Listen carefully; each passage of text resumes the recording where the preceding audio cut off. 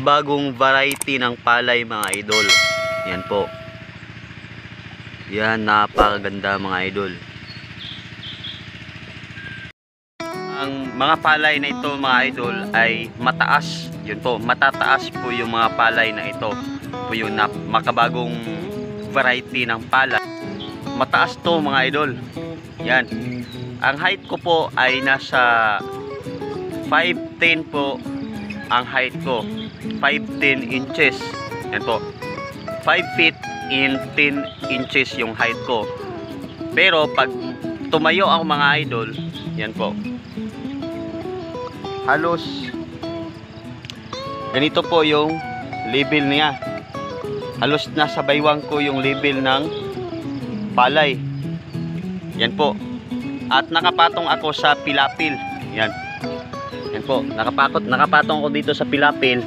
At ang puno mismo nito ay nasa baba na. Elevated kasi itong pilapil na nasa 6 inches. Yan. Tapos may putik pa ito. Malambot yung lupa, no? Pag mag-spray sila ng palay, talagang lulubog pa yung paa nila. Yan po.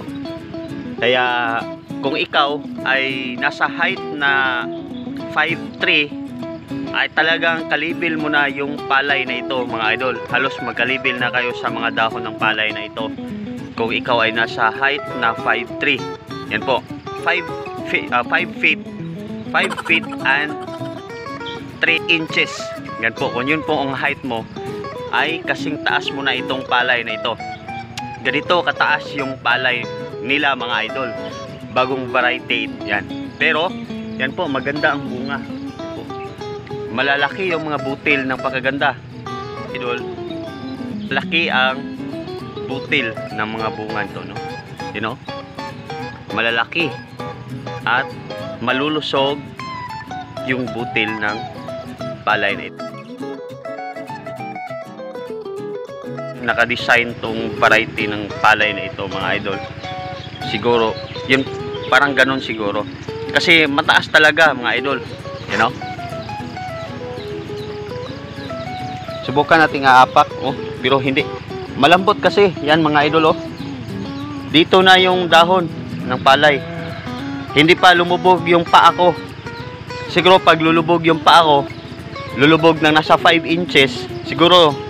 Hanggang dito na yung dahon ng palay. So pag mag-spray sila, talagang ganun yung pag-spray. Yan. Parang ganun yung pag-spray. Dati, yung regular na variety ay mababa lang yung pag-spray.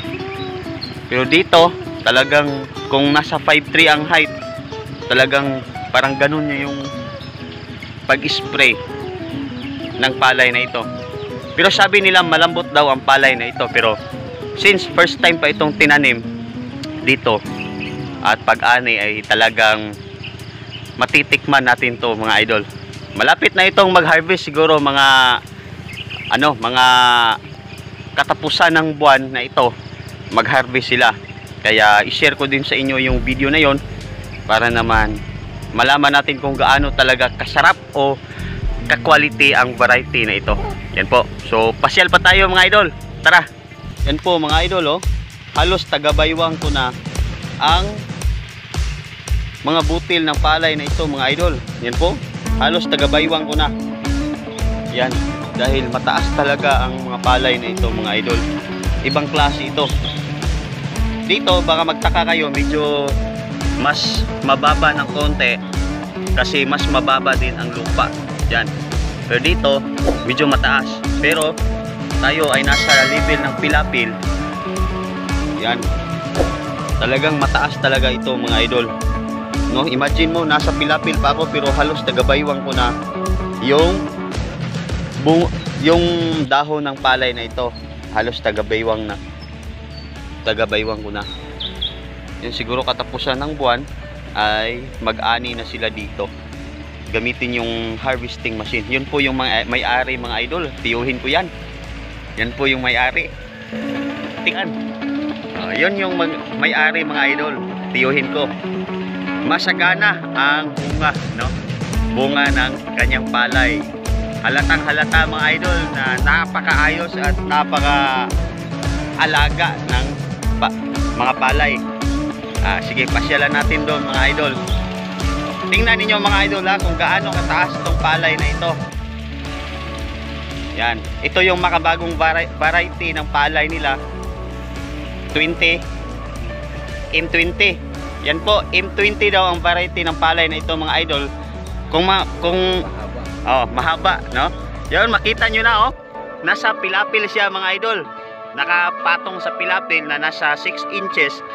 Tapos halos tagabaywang niya yung palay. Yan. Tingnan nyo. Yan mga idol, tingnan nyo. Yan.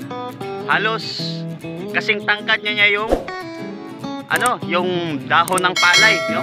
So pag mag-harvest, mag-spray, talagang nakahangir ng mataas yung kamay mo pag maghawak ng sprayer.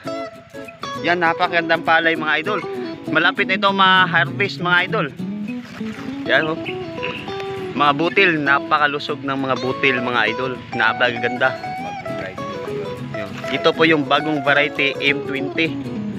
M20 ang variety nito mga idol. Dito. Tara, doon pa tayo mga idol. Explore ko kayo mga idol dito, Yan, napakaganda, napakalusog ng mga pananim. Yan po, tiyuhin ko mga idol, Miling Kantila yung pangalan niya. Yan po. Yan, malapit na itong mag-harvest mga idol. Malapit na itong i-harvest. Yan, ang lulusog. Yan.